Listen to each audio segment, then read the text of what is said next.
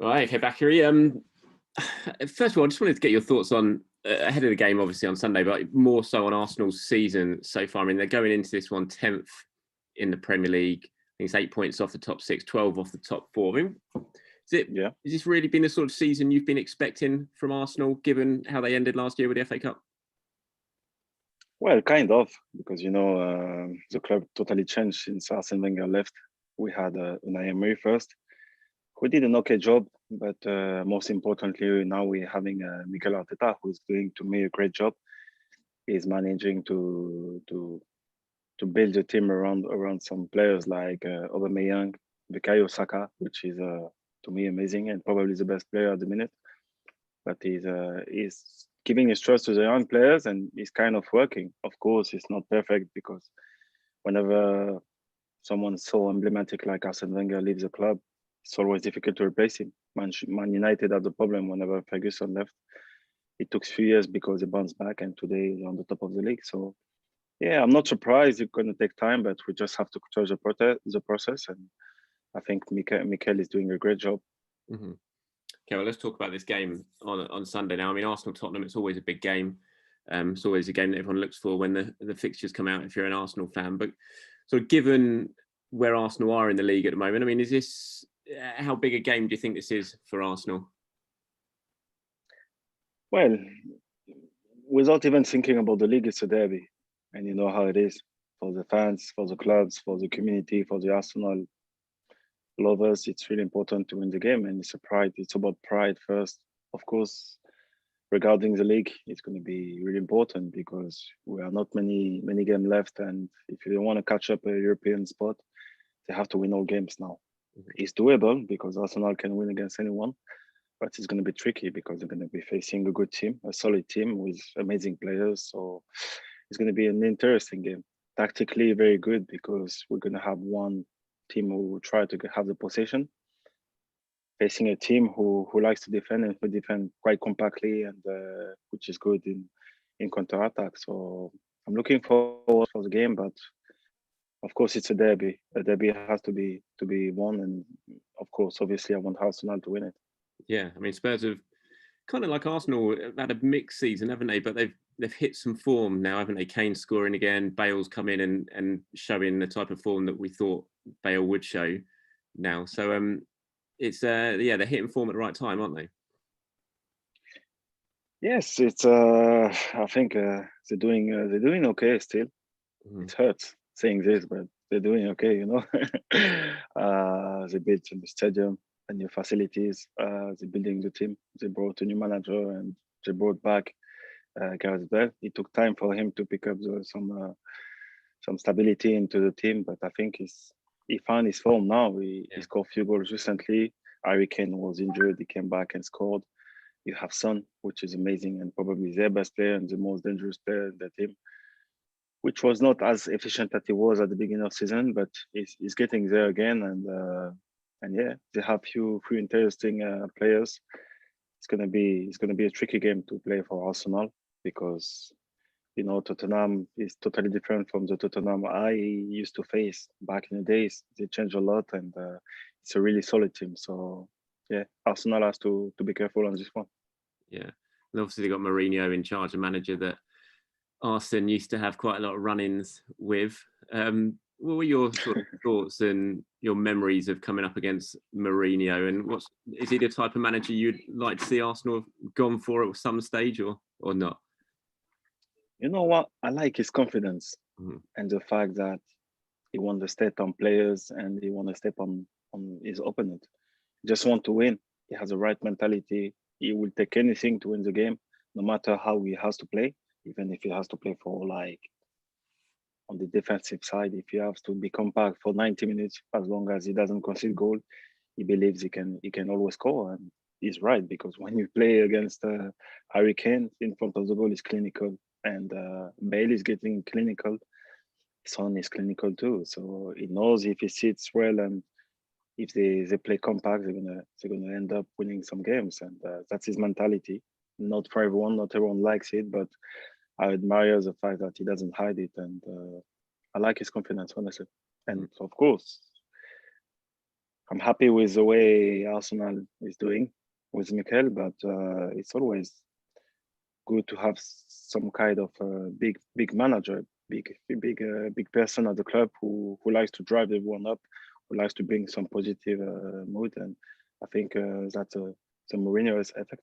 Mm-hmm. I mean, Arsenal went down a very different route because they were both appointed about the same time. I think Mourinho was a few weeks before Arteta. You know, Arsenal obviously went down the younger manager. I mean, inexperienced in a way. Well, he was inexperienced, but you could tell he was, you know, he'd learned well under Pep and had something about him that he could be a special coach. I mean, you say you like what Mikel is doing. What's really impressed you since Mikel's taken over and the direction he's taking the club?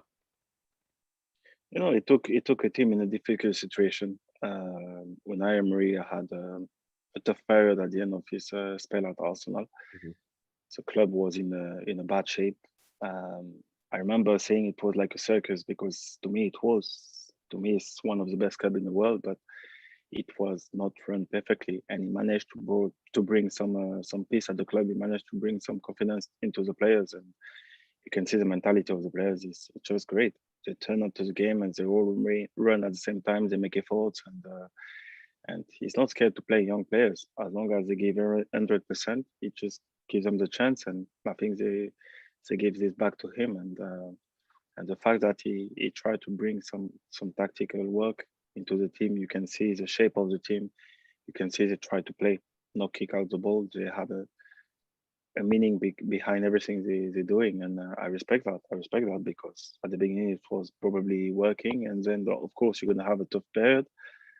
But look, if you want to get there, if you want to go to the top, you need to take some risk. You need to love playing from the back, and it takes time. It takes time. When I was in City and Pep came the first year, it was quite difficult to assimilate everything and all what he was asking to the players. But after 1 year, you could see the team was up there, and it was probably the best team in Europe. And I'm sure if Arsenal keep going that way, within like 1 year or two, they're going to be back to the top. Yeah, I mean that's an interesting comparison because I think a lot of people have spoken about that first season under Pep, and you know people were writing him off. I remember, I think was it Everton when Everton really beat Manchester City badly. Then yeah, I remember, yeah. Everyone was saying, "No, it's not going to work. What he's trying to do is not going to work." And it's kind of you felt a little bit similar with Mikel, but we've certainly seen since Christmas, you know, Arsenal are certainly moving in the right direction. You're looking at the numbers, the stats, the points, everything's suggesting they're now beginning to fight, you know, understand what he wants and the way of playing that he wants, and it's beginning to head in the right direction. So it's very similar to what you mentioned there with Pep and that first season at City. Yeah, people have to understand it takes a lot of time for players to get used to a different style of play because they probably play one way since they're a kid.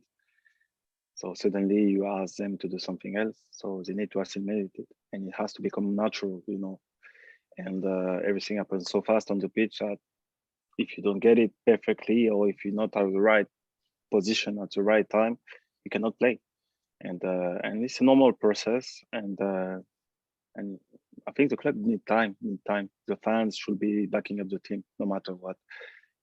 This is a way to be successful. You cannot always be successful and win every game. Some game you're gonna have some stick, and as long as the fans stick behind the players, they will be giving everything to give this back to them and to give everything. But regarding the way they want to play, regarding the behavior and the attitude on the pitch, you cannot say much because everyone is giving 100%, and of course they're not going to win every single game, but give them like 1 year or two, and you will see. Let's go back to the Tottenham game again. I wanted to ask about your memories of the North London derby. I mean, what does it just if I say that to you, Tottenham? What does that mean to you? What do you think of when you hear the name Tottenham? Well, it's a special game. I respect the team. I respect the club. I respect the fans. But you know, to me, it was like probably one of the best game of the year because it's a different way to get ready for the game. It's a different mentality on the game. It's a different attitude to have on the game. Any game should be played 100%. But that game, you want to play 100% for yourself and for the fans because there is no better feelings than winning at the end and see the fans crazy and and being crazy singing on the stadium. And fortunately, I won more than I lost against Tottenham. So I had good memories, and I scored a nice goal also. So Yeah, I'll get to that goal in a minute, actually. yeah. How long? How long were you there before you? I mean, when you first joined, I know you had a game. I think your fifth game against after you joined Arsenal was Tottenham, was the 3-1 win at White Hart Lane when Adebayor and Cesc scored. But what, before that, as that game was building up, did you learn straight away just how important the Tottenham match was? As soon as you arrived, who told you? Pat Rice, I don't know, all those sort of people. Who drilled it into you? First it was new to me because in France we don't really have, except from Paris and Marseille, which I didn't play for. You don't really have that hate, in between teams, in between fans. So when I came to UK, I enjoyed the first games. I was really happy, but as you said, Pat Rice came to me and kicked my shoulder. He just punched my shoulder and said, "Hey, you, this weekend is a derby, so you better be ready." And I felt like, oh, I was like, okay. Then the build-ups of the game was different. I felt it, and even walking on the street, the fans were like already celebrating, already like cheering up the team to win the game, and I could feel it was different. And even when I first got to the pitch for the warm-up, you could feel like people throwing at us, and you could feel the hate. And personally, I liked it, and I enjoyed my first game at the White Hart Lane, and won on top of that. Well, it's a great nice game. way. Great game as well. It was a crazy game. Goals. And Gareth Bale scored the first goal on free kick. So he did, yeah. And then I remember everyone still remembers it. It's still shown now. Cesc's goal and then Adebayor's volley. Oh, what a goal that was! And crazy. Yeah. No. Honestly, it was the first year in Arsenal was probably my most beautiful year. Regarding emotions, regarding the team attitude, regarding the result, also because we went far in the Champions League. To me, we had to go through the quarterfinal because Liverpool game was a bit strange, home and away game, and I only have good memories. And regarding Tottenham, of course, I have good memories. Yeah, I think that season is one that a lot of fans remember. It's a massive sort of what if season, that one, wasn't it? It was so close in every competition. It was a good team. Yeah, it was, and we had a young team. Yeah. We were friends, So let me talk about actually just quickly on the Tottenham game. Before I get to your goal in the 5-2, that you talked about Pat Rice there, because there wasn't that many sort of experienced English players in that squad when you first arrived, and normally, certainly in that years gone by before that, they were the players who would really tell you what the derby meant and make sure you knew exactly what to expect. I've heard loads of stories about Tony Adams, Keown, people like that, but you didn't have those type of players. So did some of the more experienced foreign players who had been around for a while do it, or was it very much sort of Pat Rice running the show, or Wenger? No, that was Pat Rice. He did it all. He was an inspiration for all of us, for me personally, because he used to play right back, and I didn't know him before I got to Arsenal, but I could see his attitude. I could see his desire to win all the time. I could see his desire to, as a defender, to push me even more. Whenever I was not active defensively and just standing in front of the winger, he was not happy. He used to come to me and say, "Look," he never told me you did bad or you changed or you're not doing enough. He always tried to find a way to exchange with me, And I remember especially one day he came to me and he said, "Look, I have to speak about something." That was after I broke my leg. I didn't realize, but my attitude defensively changed. I was not so sharp. I was not so aggressive, Mm-hmm. It was probably a mental problem. I don't know. That was after I broke my leg. And he came to me and said, "Look, what do you think of trying to get more aggressive?" He didn't say, "Hey, you're not doing your job," And I really appreciate that. And I didn't accept it because to me, I want to be the best. And to me, I was okay. But with time, I realized he was 100% right, And I used it. I used it because I did really well at Arsenal, and then after I broke my leg, I was okay. I was not bad, but I was okay. Then I started talking to him, and I exchanged a lot with him, and I didn't really accept because to me, I was defending, I was doing my job, but he knew my potential, and he knew I could do a lot more. And regarding the team, he had the same spirit. He was really important for the club, for the team, and I was a bit sad when he left because to me he was like a mentor, you know. Yeah, he was a very, very popular figure around the place. So, in terms of your favourite memory of a North London derby, you've already mentioned it. Is it that goal and that 5-2 win, and the fact that your goal started that comeback? Is that your favourite memory of playing Spurs? Yeah, for sure. Yeah, because we started the game, we were 2 down, and I missed like 2 or 3 passes. I was not really into my game, you know. And I remember William Gallas already played for them. I don't want to mention Tottenham, I say them, you know. And and he was in the stand. So I had 20 difficult minutes. I didn't come into the game like the way I should be. And then I scored. And from the minute I scored, it changed myself, and I believe it's changed the team. Mm-hmm. The mentality and the fans, also the fans' attitude became even more electrical. And yeah, as soon as I scored, I knew we were going to come back. This is why I went. I didn't even celebrate, you know. I went to get the ball back, and I dropped it in the middle to say, okay, let's go. Let's see now who's the best, you know. Mm-hmm. And I'm glad we scored directly behind. And I think mentally they were like hurt just before the halftime. And yeah, I knew we were gonna win from the minute we scored.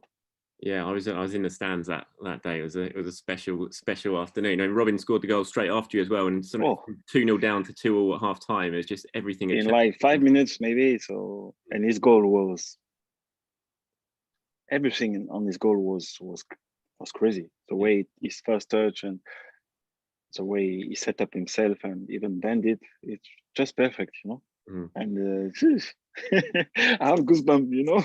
Yeah, exactly. And I'm not sure if you ever scored a better header than that. I mean, I remember you scored the header at the near post against Chelsea that season, actually. Not that season, the first season, but this one, I don't know what you're doing so high up the pitch for that goal. Well, I knew we had to push because we were turning down. So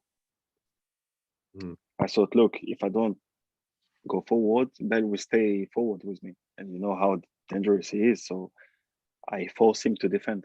Mm-hmm. My way of thinking was, I need to attack. I need to make them tired defending and following me everywhere. So whenever they have the ball, they're not so sharp, you know. That was my mentality. Whenever I was facing someone difficult, I was running up front, thinking, okay, follow me. If he didn't follow me, it was a benefit for me and for the team. But I had to force them to, because no winger likes to defend, you know. So I use a lot psychological aspect in my game, and especially on players like Bale and Ronaldo and all of them, you know. Mm-hmm. Defend and use energy defending, you know.